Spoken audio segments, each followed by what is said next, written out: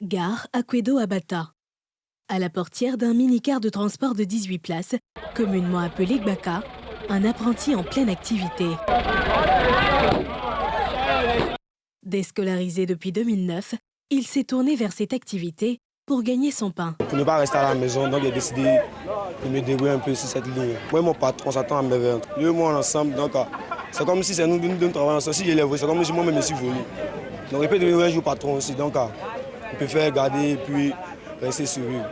Ici, les rapports entre chauffeurs et apprentis sont des moins tendus. Derrière cette quasi-entente, à en croire ce responsable syndical local, l'autorité reconnue du chauffeur qui reçoit de l'apprenti la recette à chaque chargement. À chaque voyage aller-retour, l'apprenti est obligé de rendre compte au conducteur.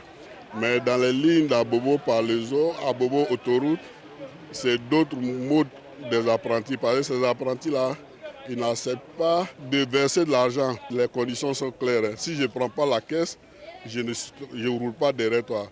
À quelques pas de là, Gare Adjamé-Zo à Bobo. Ici, l'apprenti garde la recette. C'est lui qui tient la caisse et est censé remettre la totalité des entrées à la fin des opérations du jour.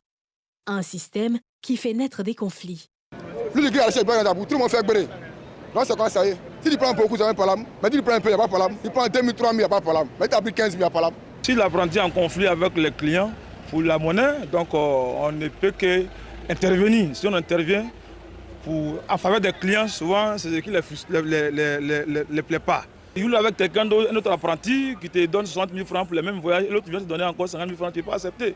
Donc souvent, ça crée des frustrations. Bon, il y en a même qui vont essayer de fouiller l'apprenti. Bon, dans ça, moi-même, ça m'est arrivé un jour. Je l'ai fouillé, il y a 6 000, 7 000 francs qui sont sortis. Ça sort ici, dans les petits poches. Ces incompréhensions ont viré malheureusement au drame.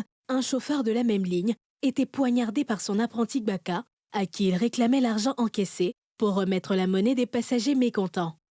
Morgue d'Anyama. C'est ici que le corps de la victime, des rapports complexes entre chauffeur et apprenti Gbaka, est gardé. Un lieu où se rend son oncle pour les formalités de la levée de corps demain mardi. Il m'a dit en septembre, après l'enterrement de ma mère, qu'il venait à Bihan se chercher. Je n'ai pas vu qu'il venait mourir. Hein. Non, je sais que c'est un homme bien travailleur qui vient se chercher.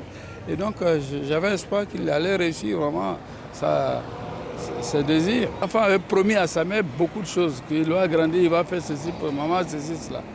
Et moi, je savais, le voyant, je savais qu'il était capable de. Malheureusement, voilà la nouvelle que nous avons apprise. Aux côtés de la famille éplorée, des camarades chauffeurs et ce leader syndical d'Abobo. Lui met en cause la boisson frelatée qui pilule les gares routières. Il importe, selon lui, d'assainir les aires de chargement et de déchargement. Aussi, interpelle-t-il guides religieux et autorités sécuritaires. Vendeuse de boissons frelatées, Kariga à 20, Roki à 20, Fanta à 20. Maintenant, qui achète?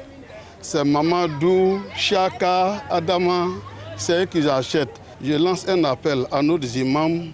Ils n'ont qu'à parler beaucoup aux fidèles. Les autorités policières, la gendarmerie, comme la police, n'ont qu'à prendre plus de responsabilités pour pouvoir combattre ce fléau.